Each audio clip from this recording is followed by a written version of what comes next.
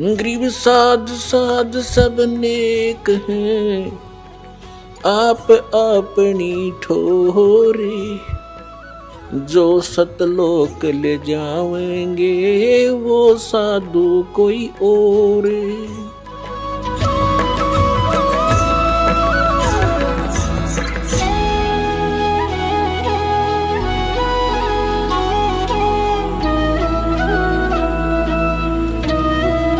दंडवतम गोविंद गुरु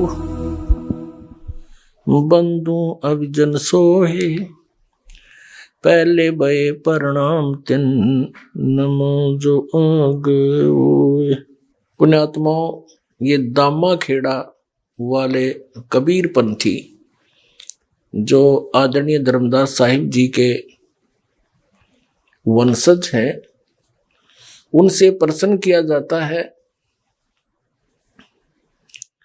कि क्या आप वही नाम दान करते हो जो परमेश्वर कबीर जी ने आदरणीय धर्मदास साहिब जी को दिया था?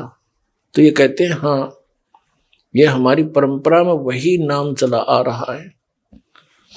फिर इनसे प्रश्न करते हैं कि सार नाम, सतनाम, आदि नाम, सार शब्द ये क्या वस्तु है? तो ये कहते हैं जो हम मंत्र देते हैं, अदर नाम, अमर नाम, पाताल सब सिंधु नाम, कहते ये है वो सार शब्द, और यही सतनाम है, ये 5 नाम है। और फिर इनसे कहते हैं कि धर्मदास साहिब जी को परमात्मा कबीर जी ने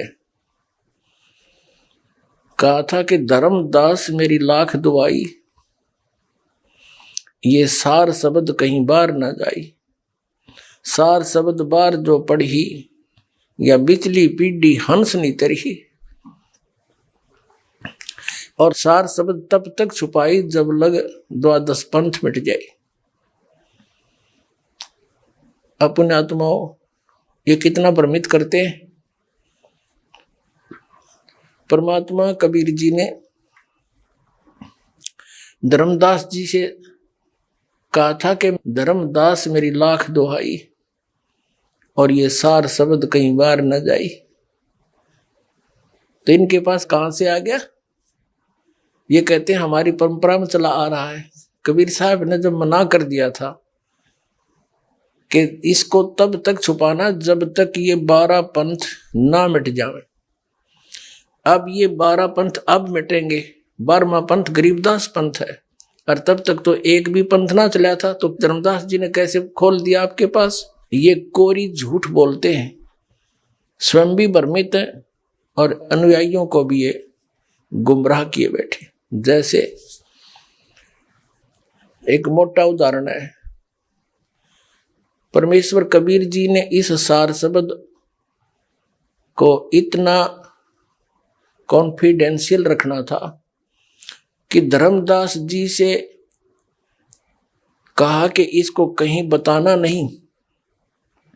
फिर भी परमेश्वर ने सोचा ये कहीं ना कहीं गड़बड़ करना दे और मेरी सारी बात बिगड़ जा, काल का दाव लग जावे।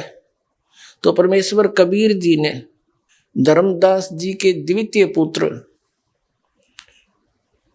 पंत श्री चूड़ामणि जी अर्थात श्री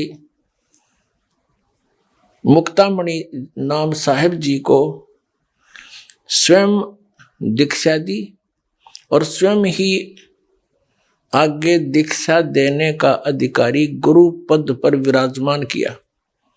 धर्मदास जी पर विश्वास नहीं किया उन्होंने कि कहीं ये मोहवश मेरे इस अनमोल मिशन को फेल ना कर दे। ये घना नरमात्मा का है, इसको बहुत चिंता बनी रहती है अपने वंशजों की। बार बार कहता था कि आपने मना कर दिया है मुझे कि सार शब्द किसी को नहीं बताना, सतनाम भी नहीं बताना। और आप जी ने परमेश्वर मुझे 42 वंश का वरदान दे दिया कि मेरी 42 पीढ़ी तक मेरा वंश चलेगा। तो ये कैसे पार होंगे? ऐसे कहकर घना मायूस हो जाता था।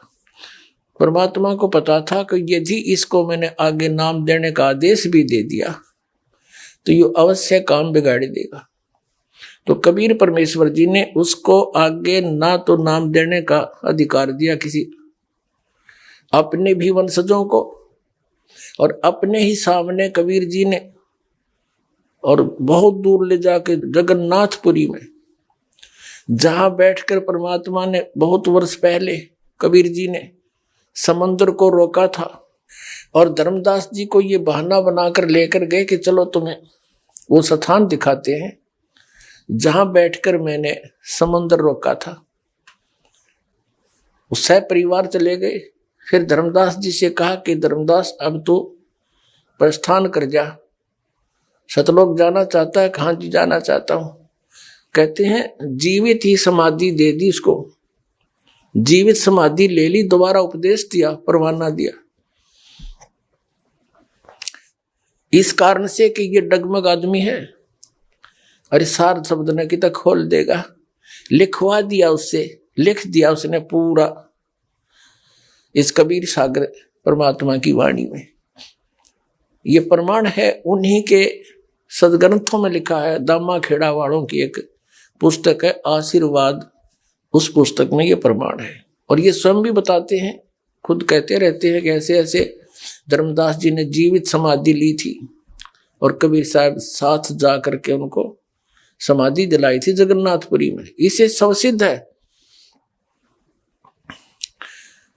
कि कबीर परमेश्वर जी ने इस सार शब्द को और सतनाम को कितना कॉन्फिडेंशियल रखा। और ये कहते हैं हमारे पास वही नाम है, खा के इनके पास झूठ बोलते हैं, स्वयं भी भ्रमित है और अन्य अनुयायियों को भी ये मूर्ख बना रहे हैं।